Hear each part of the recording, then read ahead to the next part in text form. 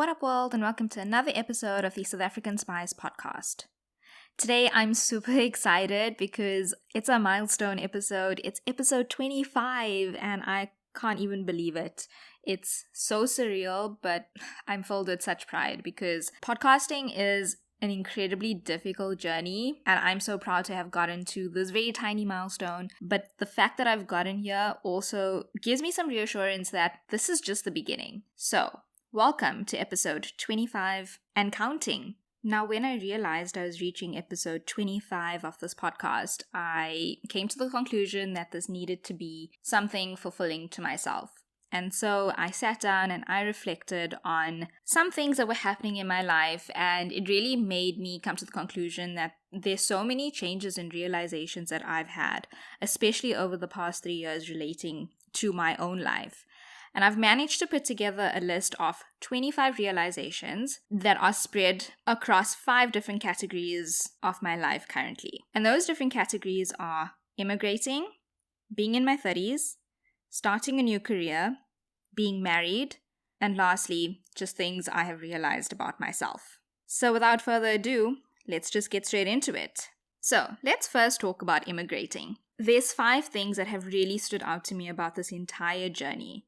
Immigrating is not for the faint-hearted, and I think there's definitely more to add to this list, but currently where I'm at, these are my top 5 things. Number 1, it is the hardest decision you will ever make to decide to pack up your entire life and move to a different country and start over. Because no matter how you look at it, whether you're moving alone, whether you move with a partner, whether you move with your entire family, you are literally starting over and you don't realize how much you have to rebuild. Things that we really do take for granted as well. And I think with that, we underestimate that immigrating is actually one of the toughest things to do. And while it may seem so glamorous to a lot of people, I don't think we talk about how difficult it actually is. And in different ways. It's not just about being away from your family. It's about learning everything from scratch. If you're moving to a country that is English speaking, great. But if you're not, you have to learn a whole new language. And when you're moving to a country even that is English speaking, you're still learning an entirely new culture and way of doing things. You're making new friends. You are opening yourself up to an entirely different world. And it is great, but it is also very, very difficult. And this brings me to point number 2. From all the conversations I've had with expats that have moved, that have even moved back home and moved again, whether you've moved with a partner who is from the country you've moved to, or, you're both from one country and decided to move together to a different country, it takes at least 5 years to actually start feeling at home again. And that's at a minimum. It's not some magic switch that happens where you're living somewhere for a year or for 2 years, and because you've hit that milestone, automatically everything just suddenly changes and becomes, sunshine and rainbows, and you feel a sense of, this is it, this is where I'm meant to be, this is home. No, it doesn't happen. Your entire world shakes, and I think it really does take about 5 years to fully feel at home. We're currently halfway through that, and I think I put a lot of pressure on myself to have to feel at home, that it actually backtracked me so far. That now that I'm accepting of the fact that this involves so much change and this process is really one that I have to just take day by day, week by week, month by month, I feel that it's a little bit easier. And while I have made some progress, I can definitely say that there's still a long way to go. With that said, let's talk about my third point, which is the fact that when you are an expat, when you move abroad, when you leave your home and decide to set up roots somewhere else, I realize that you will always be living a double life. Maybe it's not for everybody, maybe not everyone sees it that way, but for me, I feel that there'll always be a part of you that will be reminiscing and thinking about the possibility of the life you had versus settling into the life that you have now decided to create. And it's 2 different versions of yourself. You'll always want to still experience the things that you were a part of or that you did experience back home. But at the same time, you do give a lot to the new life that you've now created. And to me, those kind of experiences feels like living a double life. My fourth point on this is that I really hope we get to speak about more in the podcast. And that is the fact that deciding to move is not a glamorous affair. I think that it is romanticized to quite a large extent. And because of that, a lot of the real talk around immigrating has just faded or is now part of like that background noise that we don't get exposed to the way we should before we make such major changes. Immigrating is a good decision, absolutely. Having the ability to live somewhere else that is safe, that is secure, that has a better economy, that has, what we refer to as better healthcare systems and practices in place is all good and well. But the actual move of doing that is not glamorous. Packing up your life, getting on a plane, getting on a long flight, coming to a new country, looking for a new place to live, without understanding what these suburbs are or what happens in these towns so that you know where is the best fit for you. Not knowing your neighbors or not being able to relate to people culturally as soon as you arrive already kind of puts you in a little bit of a box. And while a lot of people who have moved romanticize their moves by, sharing all the exciting stuff, the things that we all look at and like, I want to experience that one day, that's all great. But what we don't see from the lives of these expats are the days where you sit in tears because you're alone, or you struggle with something because you don't have the support system you used to, or you don't understand the language. And therefore, it is frustrating to not even be able to go to the shop without relying on your phone for Google Translate or whatever it is. But the ability to explore a new country, and if you have the right mindset when you move, the things that you will learn and the new world that you open yourself up to culturally, learning about other people, learning about different perspectives, and really taking that into account in your own life and in your own perception of things is truly amazing. And I think that is where travel becomes so crucial for who we are as people and how we broaden ourselves. For me, the ability to live in Europe and have accessibility to other countries is extraordinary. I mean, we took a trip to Paris. Paris has always been my dream. And to drive to Paris as if I was driving from Joburg to Durban was mind-boggling. My mind actually didn't have the capacity to process that because it seemed so far-fetched. And those are the experiences that I will forever hold on to. I think the biggest realization I've had when it comes to immigrating is point 5. I've realized that South Africa will always be home, but to me, it is literally the best country in the world. We have absolutely everything at our fingertips. I mean, yes, we leave because of crime, because of corruption, for a need for safety, for a need for better opportunity. And if we could fix those things in our country, I honestly can't see why South Africa wouldn't be top of the list of places to live, places to travel to, and basically the best destination in the world. We have the climate, we have the people, we have the food. For sure, we have the food. We have the diversity. We have the landscape. We have customer service. We have choices. We have so many choices. We have something for everyone. We have museums. We have nature trails. We have the most beautiful sights in the world.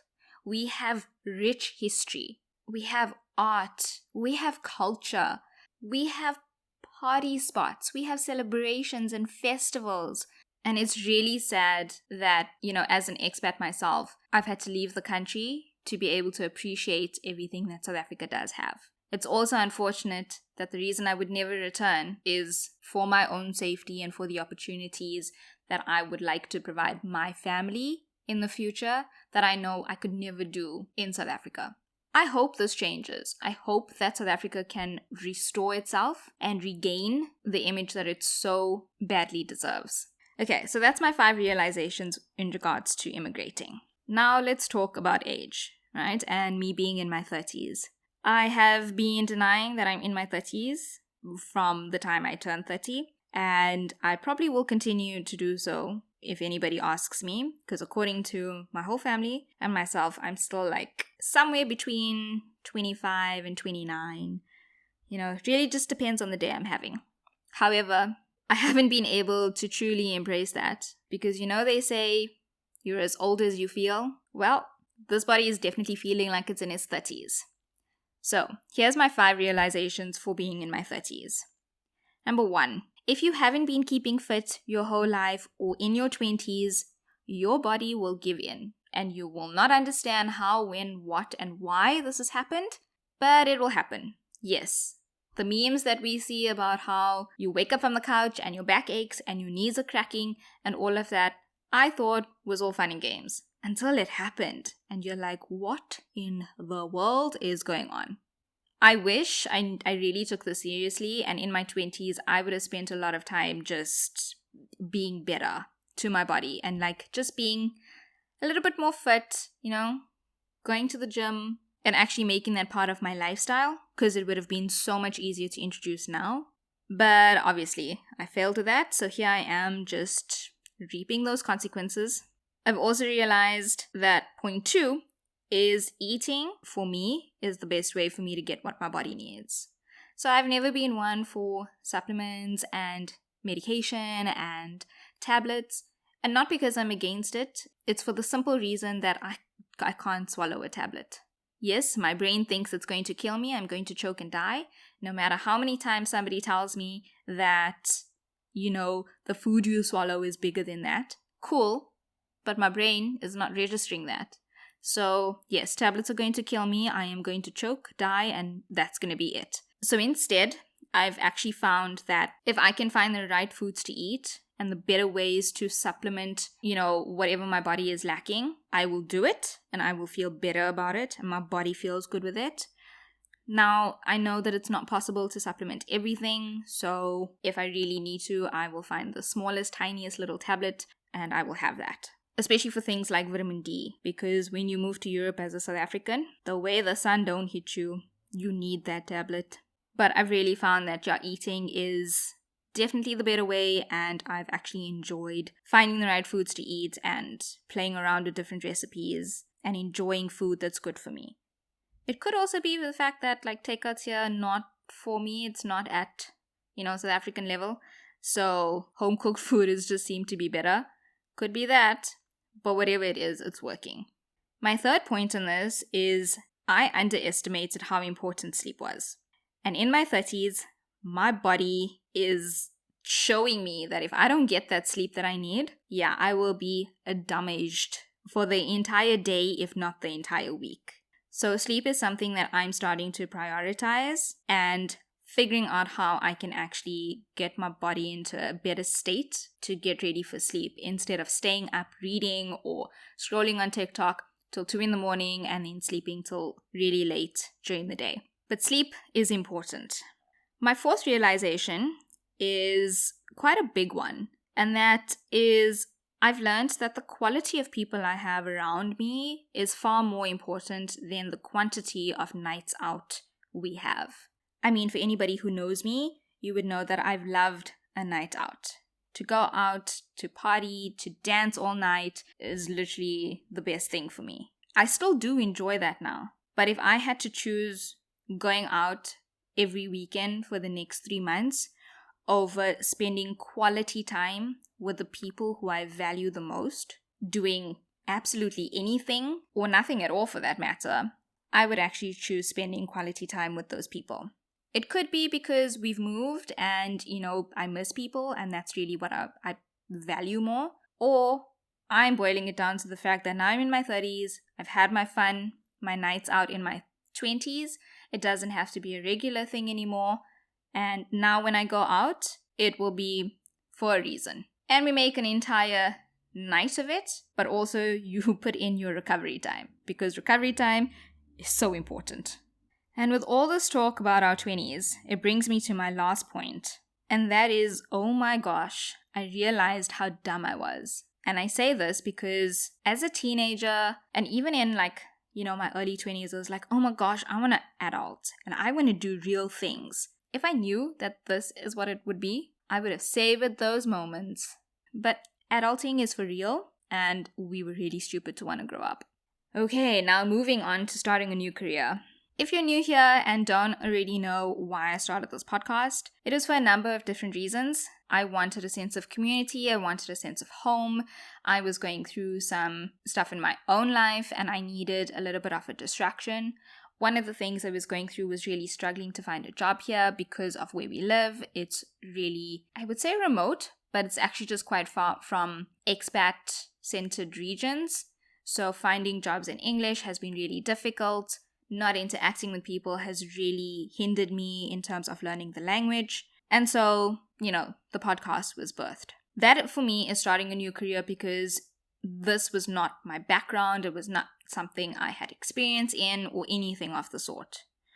So starting a new career, I found that there were, some realizations that I obviously had reflected on regarding that. And the biggest one for me was probably that it's hard. It's really hard to leave what you've known, what you are skilled in, and, where you really thought you'd be your whole life, and try something different, try something new, try something that is maybe not as known even. So it has been really hard, but it's also been really rewarding. And I'm really glad that life kind of brought me here. The second thing with that is that I think change itself is emotional, and I think it's both emotionally and mentally taxing on you. At some point it does get rewarding, but those beginning stages are initially so emotional and so mentally taxing. And I think this is not just for what I'm doing. I think this is just changing your career in general. So if you decide to follow your passion or you decide to try something new, it's one of the things you have to be prepared for. Some days it can be a bit much, but I've also found that for me, I've been lucky enough that when those days happen, something else happens in the same day that really just solidifies why I have done this and shows me that I'm on the right track or gives me that oomph to not give up. My point 3 is that I've also learned that changing your career takes patience. You may have the passion for something, you may have the thought or the idea to try something new, but allow yourself the time to actually get into it. Nothing happens overnight, especially when you are changing into a completely different world. Sometimes that patience comes in handy when you are looking for it to become something more. Sometimes that patience comes when you need to just be patient with yourself, to learn, to understand, to know what the next step is, and to really just find your path as to how you follow this new direction that you're taking. My fourth point on this is that I find that the smallest things are the most rewarding.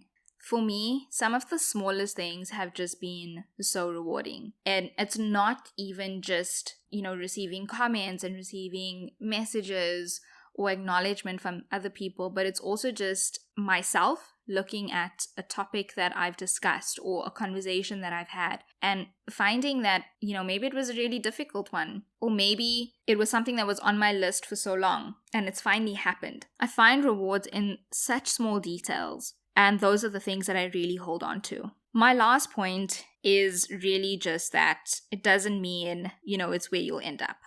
So while change is good and starting something new is challenging and exciting and adventurous, sometimes it may not be where you thought you'd be going. Sometimes you'll find that this is exactly where you were meant to be. But no matter where that path takes you, whether it's, a stepping stone to an entirely different thing again, or whether this is actually where you're going to end up, I've learned that it can only add value. Even when days are emotionally and mentally difficult, there is still something to learn from that. And I've been very grateful for the lessons I've learned along the way. Okay, so now for my fourth category, which is being married. My first point here is that being married was literally the best decision I've ever made.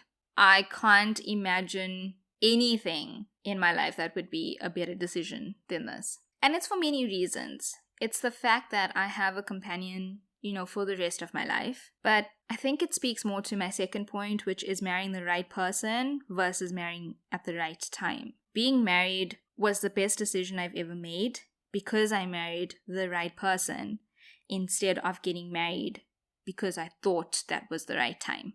I'm not saying that is easy to do because realistically, I've been in previous relationships where I thought this was going to lead to marriage, and I think we all do. It's natural. Most people date because the intention is to build a life with someone. And, one day the end goal is to get married. But I am so grateful that things didn't work out in previous relationships and it led me here, because marrying the right person is far more rewarding. My third point, though, is that even though it is the best decision I've ever made, I've also realized that some days I do still want to chop off his toes. Because that is also part of marriage, and it's the part that I have embraced a little bit more, is that we can't be lovey-dovey, airy-flairy, on good terms all the time. Sometimes I will get irritated a little more. Sometimes I will be irritating a little more. Sometimes he doesn't close the cupboard and I want to kill him. Sometimes he doesn't put stuff away and I want to chop off his toes. But it's all good. I can deal with that. My fourth point here is that I've realized that having extended family that you get through marriage, for me, is the best thing. Now, I know some people don't really get along with in-laws. I'm glad I'm not those some people. Not every relationship is obviously as dandy as I would like it to be, if I'm being honest. But on the whole, I'm really happy to have this extended family. And I also know that Mikhail is happy to have the extended family on his side. So I think having that we both are able to look at each other's families as our own, and when we refer to family, we know that we're not referring to mine and yours, it's actually ours, is one of the best feelings ever. It's something I've always wanted when I thought about marriage, was not to have this mine and yours family thing, but it was our family. And the fact that we're both able to treat each other's families that way, to me, is pretty phenomenal. And I don't see that changing. And then obviously, the most important thing that I've realized from being married is that no matter how bad my jokes are, I know that there'll always be somebody to laugh at it. And what more could I ask for? Because I am the most hilarious person alive. I am so funny. He is so lucky. Mikhail is so lucky to have me and my jokes. I feel like this should be his realization, but it's fine, I'll point it out for him. Now, with all of that, I think my last 5 realizations really come to looking at myself. And there are a couple of things I've realized about myself, especially over the past 3 years. But I have, brought it down to just 5 of my top things. And my first one is I've learned through marriage, actually, that I can try new things and I'll probably find new things that I like. This is very specific to food, especially because I'm a very fussy eater. I don't like certain things. I've got a preconception about certain foods in my head and I've never wanted to try. But having not only my husband who's a foodie, but his family who are foodies too, expose me to a lot of things has been so great. Have I fallen in love with absolutely everything I've tried? No. But I have enjoyed most of the things I've tried. And a lot of the things that I've actually tried are on my list of things to eat again. So I realized that trying new things is probably not going to kill me. And while I will continue to still be wary, I am more open to new experiences, especially with food. The other thing I've learned about myself is that I actually love to work. I never worked because I had to.